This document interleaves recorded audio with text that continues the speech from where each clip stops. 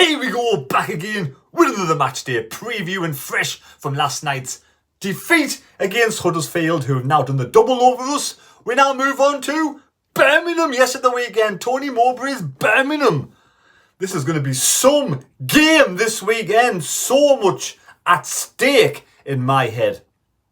And I wish it was in my stomach as well. I could do with a good steak. But my chicken's in the oven. And, you know, I'm disappointed from last night. You disappointed from last night. Now, let me know in the comments down below. And also, give us the thumbs up if you're absolutely sick to death of the Model and Speakman and Beale and all that malarkey. Give us a thumbs up if that's your thoughts right now. If you're disheartened by the whole situation at Sunderland at this moment in time.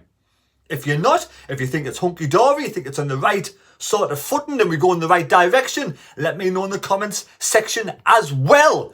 But Birmingham, yes, formed back in 1875, 149 years old. St Andrews is where they play the football, which was opened and, first Gadgies allowed in 1906. Renovated a couple of times in the 90s and the 20s. Tony Mowbray has been there for 7 games. He's won 3, drawn 1, lost 3. Now, in that time, we're going to go through the last 5 league games. They beat Blackburn 1-0 on Tuesday, I think it was, with a 76th minute goal. Sheffield Wednesday did beat Birmingham. I was surprised with that result, really surprised. West Brom won the derby 1-0, but they did beat Stoke 2-1. And his first game in charge, I think he got a draw against Swansea 2-0. So, what's your thought? I know there's a lot of Birmingham fans come on this channel and watch the channel. What's your thoughts on Tony? Is Tony the man for you, doing a good job? To be fair, I wish he'd been supported throughout his reign at Sunderland, given some money to get the players in that he wanted, and I think he would have still been at Sunderland. I really do. When Michael Beale even comes out and says, we're struggling with strikers. I think that's what he said. It's noted somewhere. Now, let me know if that's incorrect. But if he's complaining about strikers, why have we sent, what do you call them? I want to say Miranda and Matete. It's Miende. Why have we sent Miende up to Hibs if we're struggling? That baffles me. Why didn't we get a big striker with experience in the January window? Why didn't we go for Keith Miller? I know the wages are just far too much for our club at this moment in time.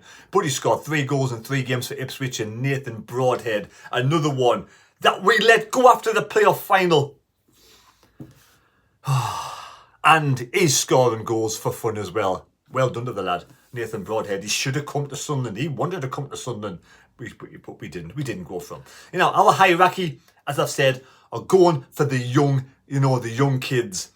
Are they just here to make money on kids? Are they here just to do that? Develop kids and make money, and they have no real sort of ambition to get to the Premier League. I'm starting to feel a bit disheartened about the whole situation. But anyway, Birmingham, they're in 18th place. Won 9, drawn 8, lost 14 and 35 points. Sunderland are in 10th now. This now is worse than it was with Tony Mowbray. For the first time, we are now worse off than we were with Tony Mowbray. We've won 14, we've drawn 5, we've lost 13 with 47 points. I want to see on Saturday the players come out with some intensity, some drive, some passion, some desire. And passion. Because I like passion. But it's got to be about 40% more than last night. Last night, it was, I don't know what I was watching. Whether I'm watching a lot of individual players trying to drive forward with the ball without passing to their teammates. Or whether I'm just seeing, like someone said, Jack Clark walking over the last minute to take a corner, but strolling over as if it's the end of the game. I want to see something about the team this weekend. I want to see changes. I don't want to see the same fucking lineup this weekend. And I didn't want to swear tonight. I don't want to see the same mistakes this weekend. I want to see something different. We were lopsided last night as well as being sluggish.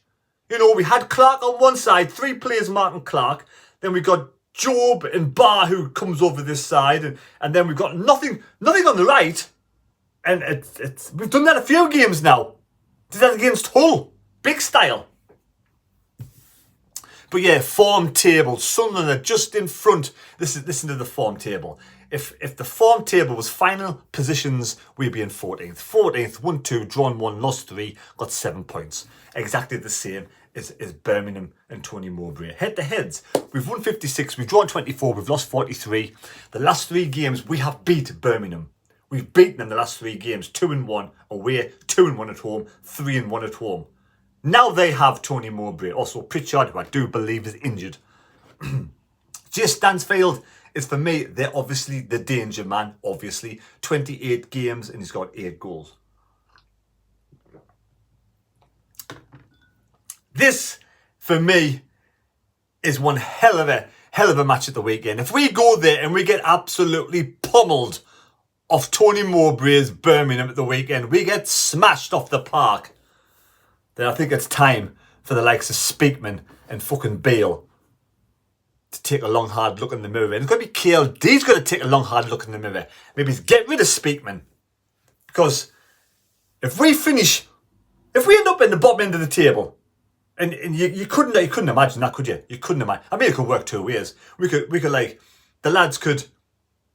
I mean, last night, right, the only players I saw have any kind of fucking want in that game. Luke O'Nien always gives everything. I'm not saying he's the most skillful player in the world in the correct position, because he's not. But he always gives everything. You can't fault Luke O'Nien for not giving everything. Then we had Ballard, again, another player that gives everything, you know. Just unfortunately, he hasn't got another strong centre-back alongside him. And who else do we have? Other players do give something, but they were lacking big time last night in all sorts of ways. All sorts of ways. For me, the only 2 players that can kind of come out. Trey Hume, another one. Trey Hume's another one. He gives everything. I think Trey Hume gives everything. But again, the skill level sometimes is a bit lacking. But for me, last night, he was my man of the match. I'd give him a 7.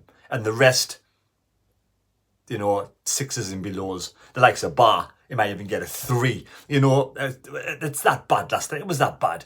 But for when you got players like Luke O'Nien and you've got Ballard, the only 2 for me that have, I mean, I'm going to say it, the only 2 for me that really looked as if they were trying last night. I'm not saying, you know, that the others couldn't give a fuck. I'm just saying that for whatever reason, they were off the game. And they were off the game in many ways than just one. There's got to be changes. There's got to be something happening. And, you know, this is where someone like Matete, we could have kept Matete. We could have kept Miyenda. Do we start Chris Rigg? Do we give Chris Rigg his first run out in a red and white shirt? Does Chris Rigg, can Chris Rigg actually start a game of football? But who do you play alongside him? It's there, isn't it? We are short of options. Roberts has now got a hamstring injury, I'm led to believe. If that's the case, we won't be seeing Roberts for the rest of the season. There's no way he'll get back from a hamstring injury with 14 games to go. So if he has a hamstring injury, he's out of this weekend's match. That means and also Mundell last night. Who saw that karate kick by Mundell? How was that even a challenge? How was that not a red card? I don't. If that'd been VAR, he'd have been off the park. Not just off the park, he'd been sent away from Huddersfield. That for me was like something you see from Bruce Lee. God rest his soul. What? I didn't at the time. I didn't really realise, but I look back and watch it again. I think, Jesus. Fucking hell. Is Yelda being in? Is Yelda injured, or did he just swap them around to change things up? Does Pembele? I wasn't really impressed with Pembele last night. I wasn't really, well, to be fair, I wasn't impressed with anybody last night. You know, there's nobody come up with smelling of roses. I mean, the only person that comes out really is Trey Hume. That sort of, you know, was all right. But again, he's not the most skilled. That's why he's with us. He's not the most skillful person in the world. He's not in the Premier League. He's doing a good job. He's a decent lad. Not the best in the world. But Birmingham again. I wish all the Birmingham fans, you know, a safe end of the season, a good end of the season. You know, I think he's a safe now with Tony Mowbray, a safe pair of hands. You know, so well done getting him after the bollocks Wayne Rooney went with Wayne Rooney through. We've got our Wayne Rooney now with Michael Beale. There's something...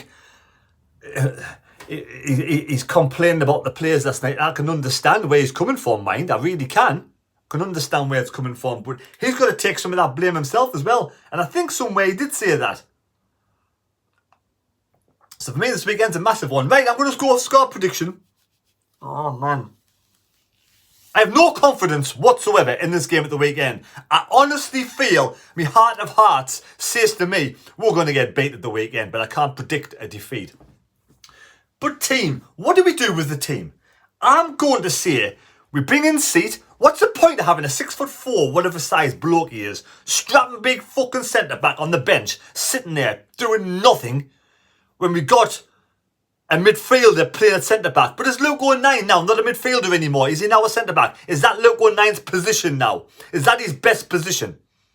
Listening to Danny Graham and Frankie Fredericks or Frankie Francis, and he says Luke 09's best position is centre-back.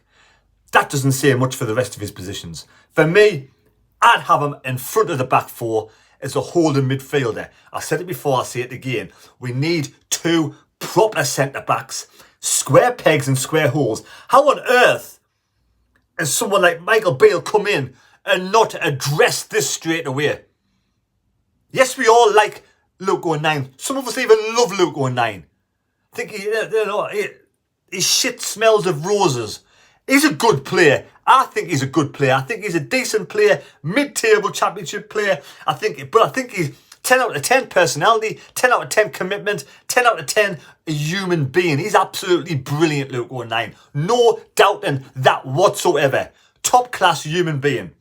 Centre-back, decent, but not. He's got to be. Surely Seat comes in and has a try in that centre-back position. You've got to do something different, Michael. Do something different. Have Luke 09 as a holding midfielder. We saw him last night.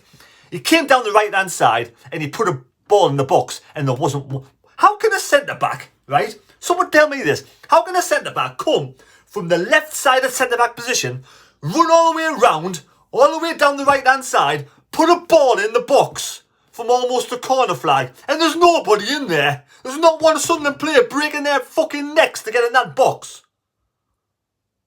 Tell me, how does that even work out?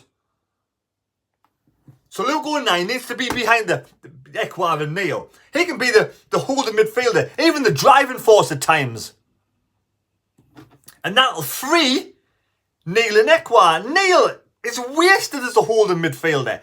He is the one that can go forward. He can create things. He can score goals. Ekwar's off his game. If I had somebody else to replace Ekwar, I would. If I thought Chris Rigg was up to the challenge and ready, and it might even be worth a try, putting him in the side against Birmingham. Because we've got nobody else. We got rid of Pritchard. Absolutely shocking mistake. Job is shattered. He's not good enough at this moment in time. I'm sorry, he's not. He's a weak link. It's like playing with 10 men when the lad starts half the time. He loses the ball. He doesn't really run back and try and track back and win the ball back. Burstow slows old Nick. We're lacking with options. So does Chris Rigg come in? And does he play alongside Ekwar and have Luke 09 as that goddamn holding midfielder? We've got to do something on the right-hand side because Clark is getting doubled and trebled up left, right and centre. He can't, and when he gets to the ball, he's trying to beat everybody like the Allymore. He's trying to get... you cannot beat three people, he cannot do it. I know he's good, but he's not good. So Barr has to get his finger up on the right-hand side and stay on the fucking right-hand side. And if it's not his position, find somebody over there who's going to stay over there. Who'll move the play over to that side. Free up Clark every now and again. And with the two in the middle, being able to go forward, Luke 09 holding it, it might, create something in the middle as well. Again, free up either sides. That's just my opinion, my thoughts. I ain't the manager. Michael Beale's the man who gets paid. He gets paid the big money. But, assistant coach from Huddersfield outthought Michael Beale, Dodds and Proctor and all them. And Speakman. Outthought them all. He's better than all of them. Or just their team tried harder. with a bit of want, a bit of drive, fighting for the club, fighting for the fans. Our fans last night went down to Huddersfield, had nothing to shout for. What an absolute waste of money for those poor fans. I hope the Sunderland players, the ones that didn't really pull the finger out and didn't really try, feel ashamed of themselves. You should go down there and put a shift in, come off that park absolutely fucked. Absolutely shattered, so you cannot even walk off straight. I'm sorry, that's the way I feel. Put a shift in, for God's sake. I want to see a shift being put in this Saturday. You got another sellout down there at Birmingham. All them fans going down there. Make it up, because I bet the same bunch of fans are going to Birmingham that were down at Huddersfield. So I want to see this team on Saturday pull their fingers out and make it up to them fans. Right, I've waffled on enough. Leave your score predictions down below. I didn't even look at the score predictions. I'll check tonight. I think nobody got 1-0 Huddersfield. So far, there's 3 people in for a choice of a shirt. 3 people in for a choice of a shirt. So leave your score. This is the last leg on Saturday. Score predictions down below. I'll do a live stream on Saturday. And let me know your team selections. Come on, let me know. I know I get a bit agitated. And I come on here and I have no intention of getting angry. Where does that go wrong? Right, I'm going to go now before my chicken burns. Take care. God bless me. God go with you. Don't forget to subscribe if you're enjoying the content. And the live stream on Saturday. We'll see you then. I mean, it's interesting to hear about Michael Beale, what he says in his press conference. Tomorrow, I think it is. And SFC Fan TV's on tonight, 7 o'clock. Be there, be square. See you later. Thanks.